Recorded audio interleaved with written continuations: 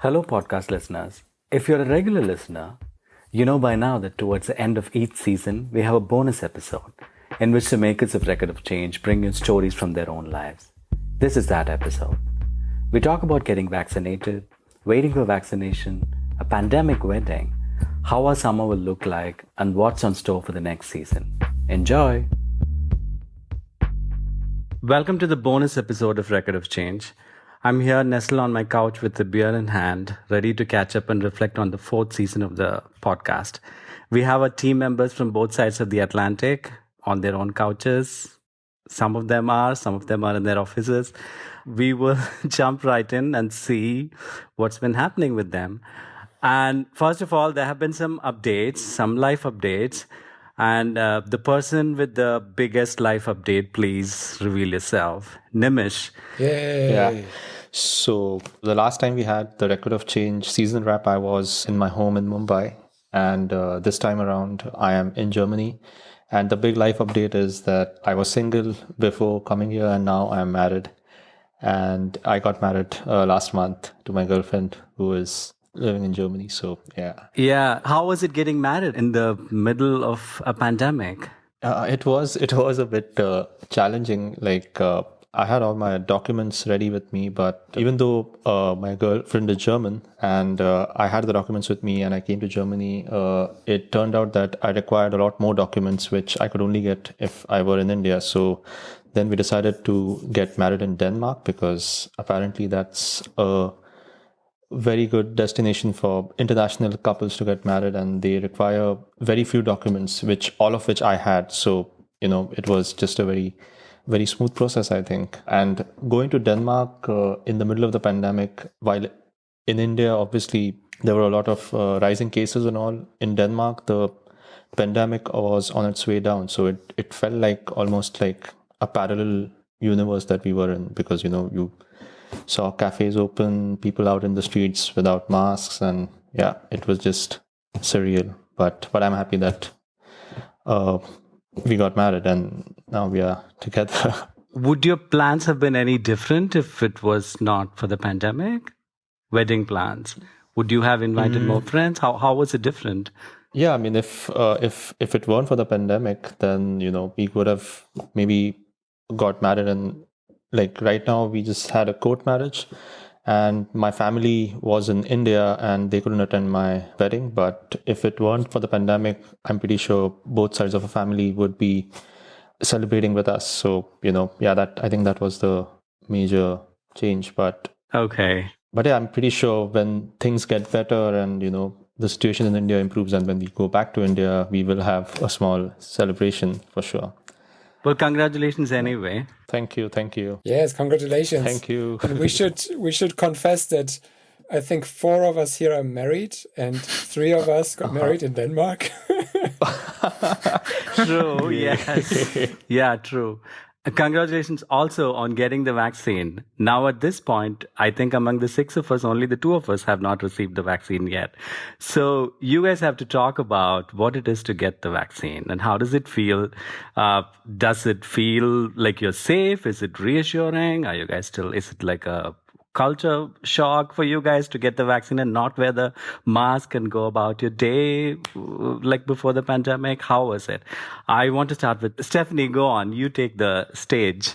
Oh, Sai. I feel like initially here in the States when I got the vaccine, it was because of being an educator. So I felt like I was a little earlier than I was comfortable with almost, in the sense that I was in line for the vaccine with other people that were easily twice my age. So I felt as though, there was a slight sense of discomfort, but knowing that I would have to be in person with some of my work very soon. And in fact, I even went in person for some of my work just last week. So I know I needed the vaccine and maybe, yeah. So I tried to justify it to myself that way, but I actually had a sense of guilt being so early. And even it was something that I didn't necessarily advertise even to you guys because it just felt really out of place. And I didn't want to remind everybody about, where they are in this kind of world Congo line at this point. So, but yeah, that was in the very beginning. But kind of on the now side of things, I do feel like it feels very, very weird. I'll be doing something very normal out in the real world, and I will all of a sudden have a realization that it had been nearly about 14 months or 15 months at this point since I had done some of these activities. So again, I would consider myself to be really, really cautious during the COVID time. I really did not go in any stores. I was able to work from home, so I was not seeing coworkers. I didn't see any friends during this time at all in person. But it felt very eerily normal. Okay. Now, Thomas, how was it for you? It has been very weird, and there are many social situations that are unexpected and new. And today is my first day where my office space has decided that vaccinated people no longer need to wear masks here. And that's yet another situation to adjust to. I still don't know how I feel about this. So I've been at my office now for 6 hours today without wearing a mask. And I don't know, it takes some getting used to, I guess. Is this really safe? I don't know. And there have been many situations like this where you really don't know how to behave and how to act. For example, at restaurants, outdoor restaurants. I was at one restaurant in their outdoor space, and the waiter, when he came to our table, reminded me that we have to wear the mask, put the mask on when the waiter comes to our table. And then we were at another restaurant where I was half putting my mask on when someone was approaching the table, but I think they could see that I wasn't sure if I was supposed to do that or not. And then the waiter said, "Oh, don't worry about the mask. I'm fully vaccinated, so you don't need to put on the mask when I come to your table." But then, what about his colleague, the waitress that also sometimes serviced our table? Did I still need to put the mask on for her? Or did they think when I put the mask on that I put it on to protect myself or to protect them? And it's very difficult to navigate and to communicate about it and to figure these things out. Yeah. So social norms have changed a little bit. We will need time to readjust, I think, to the new normal, quote unquote, so to say. And is it also fair to say that you guys had no difficulties getting the vaccine?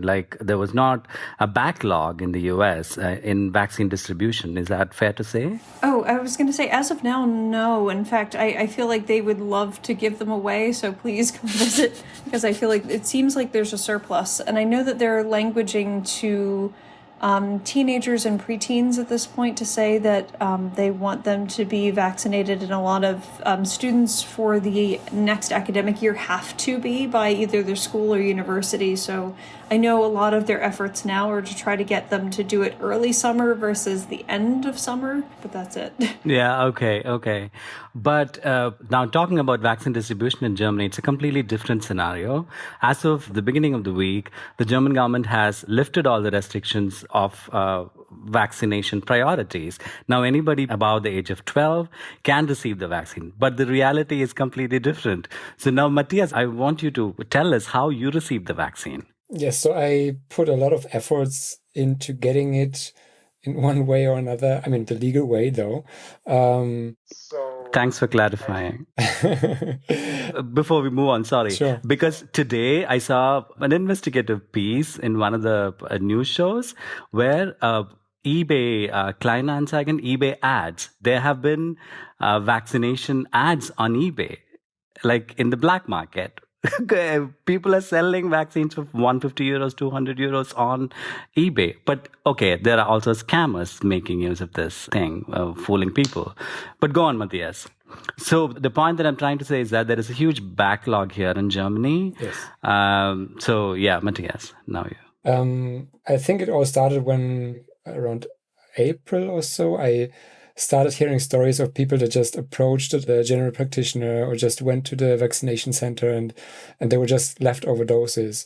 And I heard 2 of these stories in my friendship circle, so I thought, okay, I should give it a try, because I was really, really, really looking forward to get a vaccination. So I wrote to several general practitioners around here, and I went to the vaccination center 3 or 4 nights in a row, just waiting in front And every night there were around 50, 60, 70 people.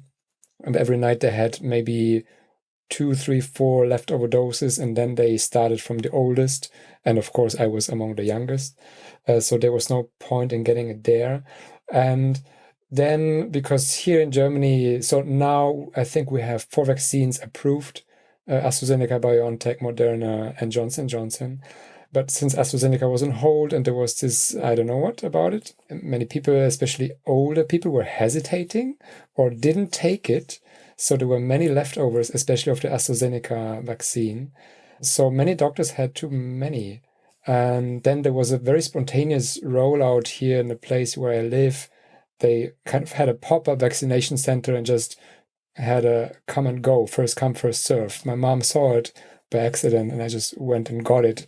And I felt like a kid that suddenly realizes that in half an hour it's Christmas time. And I went there and I was really, really happy about it.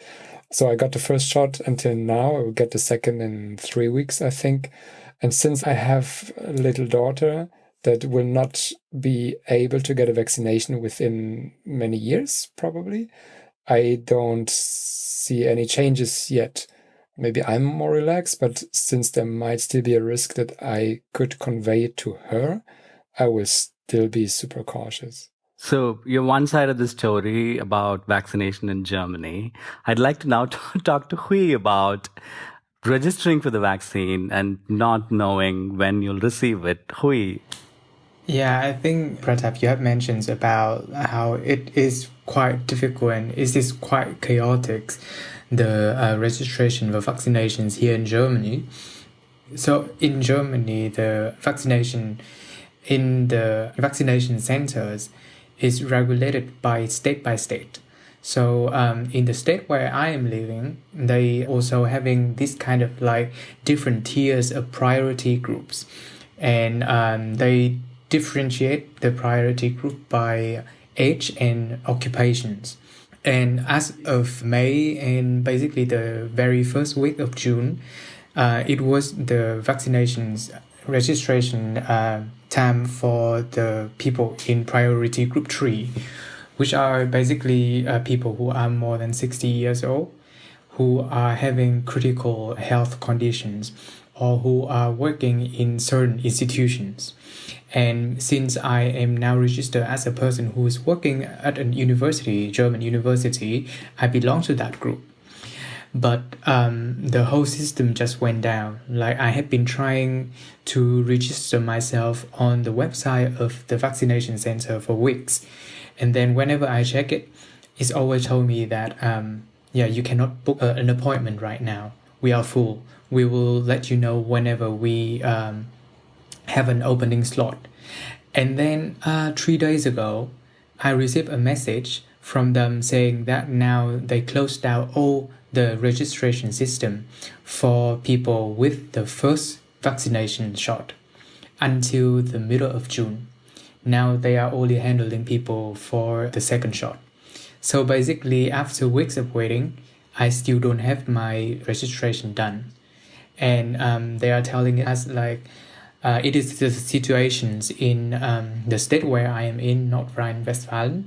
I don't know in other states, maybe the situation is a little bit better.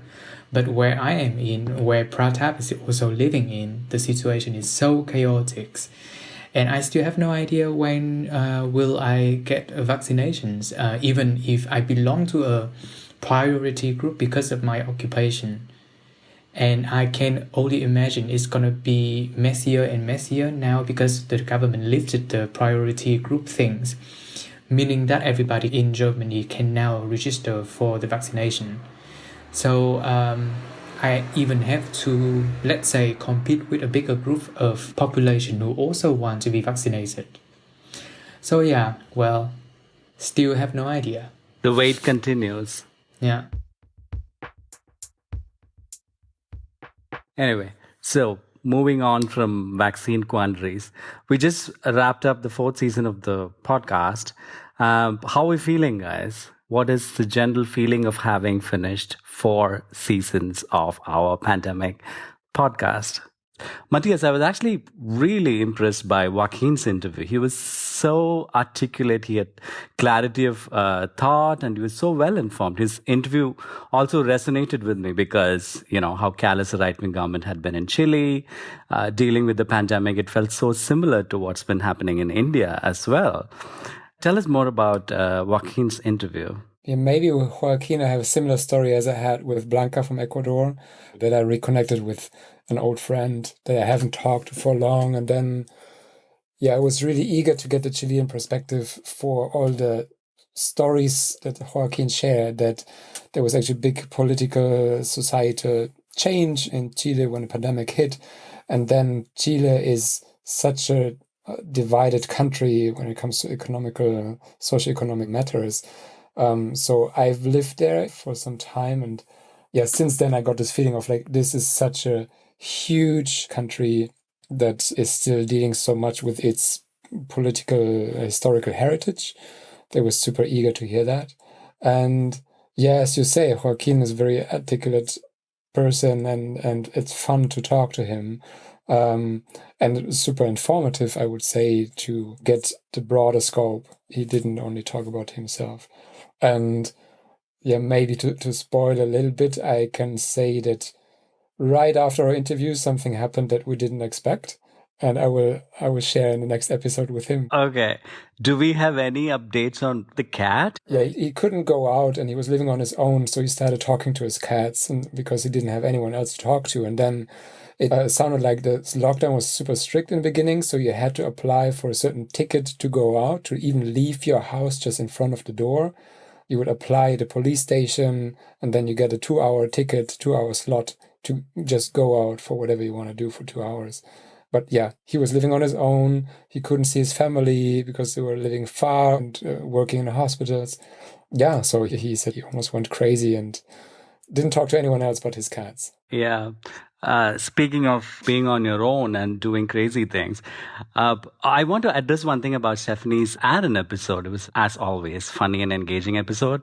And he talked about how the chances of him getting COVID and getting seriously ill are really slim. I want to clarify that now with these new variants, like the Delta variant, is you have like 40% more chances of the virus being more transmissible. So I wanted to address that. And he talks about, having lost weight during the pandemic. Stephanie, have you experienced any lost weight or gained weight in the pandemic? Are we asking the woman on the team if she's getting fat? Is that because you interviewed him and he talks about it. It's only relevant. No, I get it. No, it's interesting because I do feel like Aaron kind of went in the opposite direction a lot of people did during this pandemic time, especially when a lot of us are sitting a lot more. He was taking it as an opportunity to explore Zoom classes a bit more. So he was saying, I think in his last interview, that he was doing some additional exercise, and he was saying in this interview that he's continued.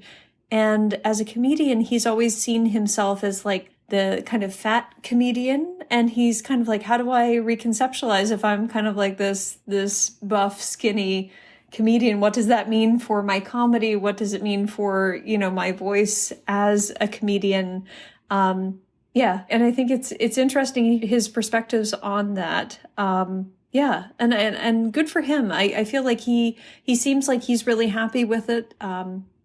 Yeah. He says he compares how his friend told him that he lost a pound, and on Aaron, it would be like a sneeze if he lost a pound. It wouldn't show. But he's really funny. He also talks about making digital friendships. Have you made any, Stephanie? Absolutely not. Present company included. Don't change, Stephanie. Don't change. No, it's funny. I was, maybe because it was a Record of Change podcast that we were recording, but I was really thinking about you guys when he was talking about some of his digital friendships and how they're very different than what we've experienced in the real world. I remember when Aaron was unpacking the fact that he's met a lot of middle-aged ladies, as he framed it.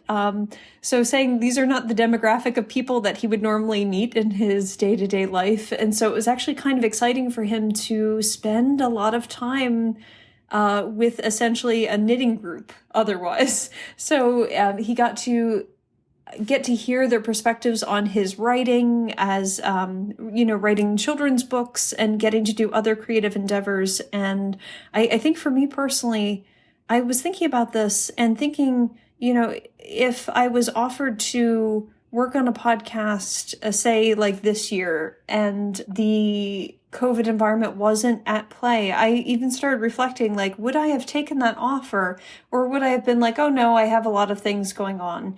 I think what the pandemic actually did is it allowed us to open our eyes towards other communities, activities, things that we might not have considered beforehand. And I think because of surviving it and also having a situation where a lot of my loved ones have been okay through the process, I'm grateful for the experience. I think it's still too soon to say I'm grateful for the pandemic, but I do love the fact that it connected me with you guys. So I appreciate that. Yes.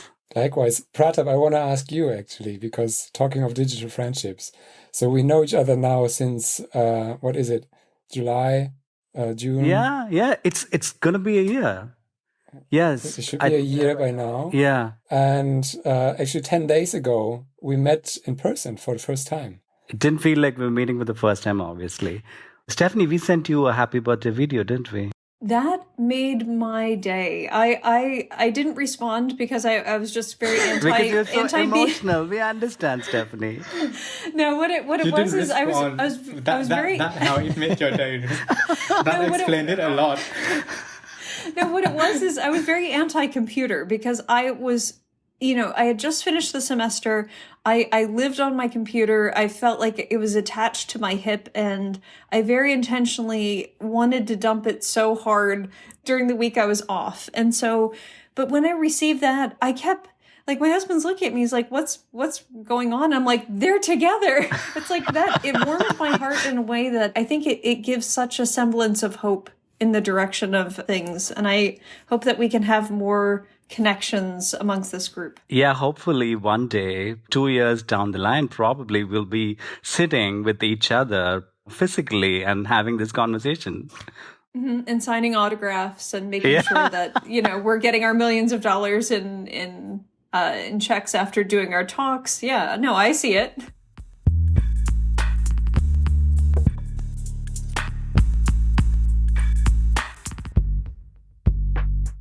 So we have done 6 episodes, and we've done one bonus episode in this season. What do you think is the future for this podcast? And are we going to have a 5th season?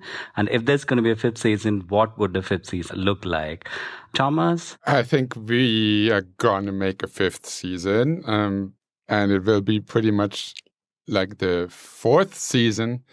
But we have also started in our weekly meetings to think about what is going to happen after that. Because to me, at least, it feels like the pandemic is slowly coming to an end, in some places faster than in others. But we have learned a lot about how people experienced it all the way through.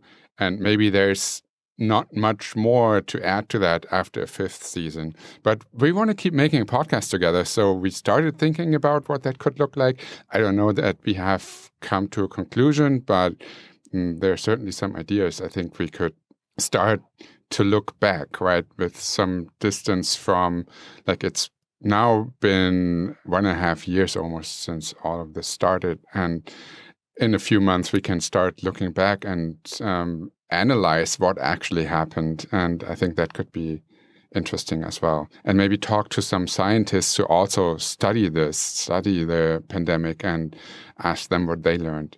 So when do we expect the 5th season to drop? And we will have all these 6 interviewees again, I hope. And we also have this idea of getting updates from our previous interviewees who were not present in the 4th season. and create like an episode of that. Yes, Matthias, would you like to say something about it? Yeah, so we gonna start season 5 just 2 weeks after the release of this one here, of our recap episode. And we're gonna kick it off with Karina from Taiwan, where I think it's gonna be super interesting to hear how she's been doing, because last time she was saying, oh, I'm actually living in a non-pandemic world. And then, as far as I know, Taiwan was hit pretty hard by a new outbreak, unfortunately. And I know she got the vaccination, and anyway, she will share with us. We will also listen again to Catherine in Washington, D.C., and then twice to South America again, Blanca in Quito and Joaquin in Santiago. And who am I missing? I'm missing Durance from Cameroon. We're going to listen again to her. And yeah, actually, we want to hear back from all our previous interviewees. So at least we want to have some catch up of how is Didem doing in Istanbul, how is Alkis doing in Athens, how is Mike doing in Cape Town, how is Fida doing in Gaza City, which we of course been thinking and talking about a lot recently. And also how is Mackenzie doing in wherever she is, Texas, Hawaii, Connecticut. Yeah, absolutely. Absolutely. Well, look forward to that.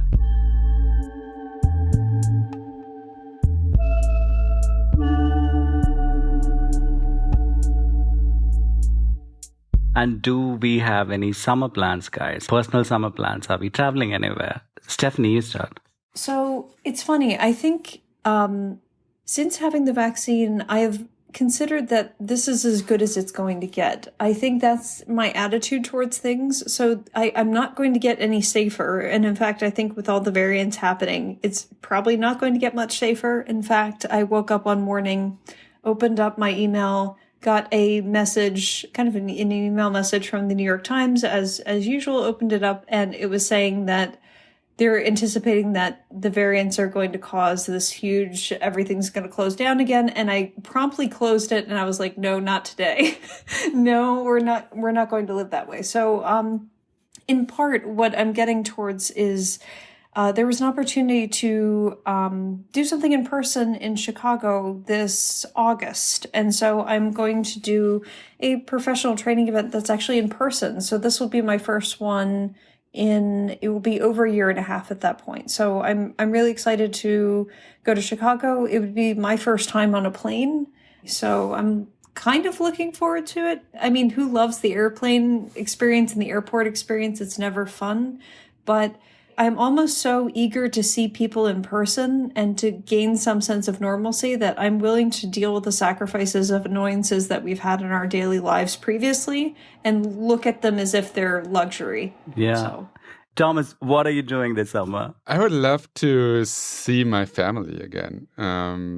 But there are still some travel restrictions if you want to cross the Atlantic, and especially if you want to come back to the States from Europe as a EU citizen. So yeah, that could be tricky. I'm still in the phase of making the plans, so I'll give you an update once they are finished. I have no plans as of now. I know that after being vaccinated, I want to see some of my friends. I want to maybe travel around in the areas a little bit so that I can get a change of sceneries. Nimish, so you've made this big move from Bombay to Berlin. Any summer plans? Well, if the last year and a half is an indication, I think most of the plans haven't, worked out, especially to do with travel. Even with, coming to Germany, the plans had to be delayed a lot of times.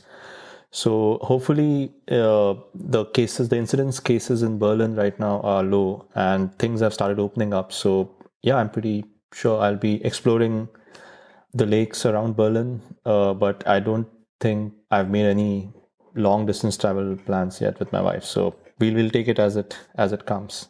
Berlin is beautiful in summer, and you will have the company of Matthias in a month or so because he's moving to Berlin. I'm looking forward to Matthias joining. Yes, here in Berlin. But actually, now we mentioned like crossing the Atlantic and seeing family, and I want to throw a question back to both of you guys, Prathap and Nimish, because India has been a lot in the news in the last weeks, and Thomas just mentioned like he would like to see his family again. So how, and of course, how are your families, and how do you feel about being in Germany at the moment when seeing these news? Yeah, so when I left India, it was in the middle of March, and the case count was just about on the rise. The second wave was just about starting.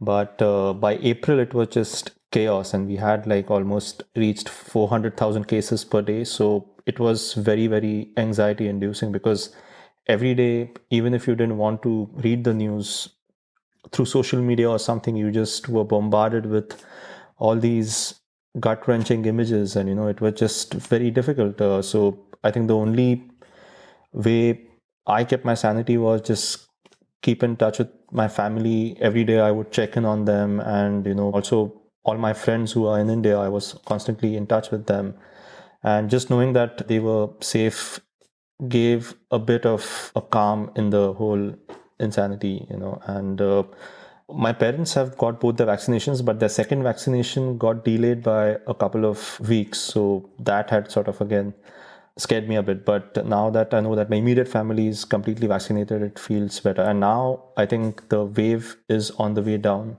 There are still a lot of cases in India still. So, it's not like the danger has disappeared or anything. But yeah, I mean, it was the month of April, I think, was very, very anxiety ridden. And yeah, I am absolutely miserable whenever I think about India, because I've not seen my family in 2 years now. This is the second year running. I came back from India in November 2019, and now it's 2021. I've not been to India. Let alone that, we don't know how the situation is going to unfold in India, because India does not have enough vaccines to vaccinate people, and they have not even bought vaccines. So it is going to take a long time for the situation to get any better. And personally, yeah, I'm really unsure of when I'll get on a plane and go to India. And it's also uncertain. Different states have different numbers, different states have different lockdown conditions, so I cannot travel between states, I cannot see anyone. So it is not a pleasant situation when I think about India. But about summer, so mostly domestic travel, I think. But I'm looking forward to our next season.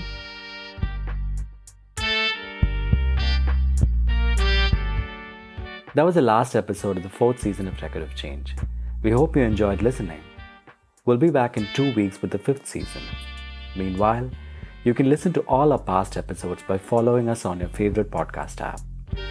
Consider following us on Twitter, Instagram, and Facebook. Our website is recordofchange.com. If you like what you hear, please leave us a 5-star review on Apple Podcasts and subscribe to our feed, as it makes it easier for others to find the podcast. This podcast is implemented with and by members of the Bosch Alumni Network, a community that brings together former and current fellows, grantees, and staff members of the Robert Bosch Stiftung and its partners.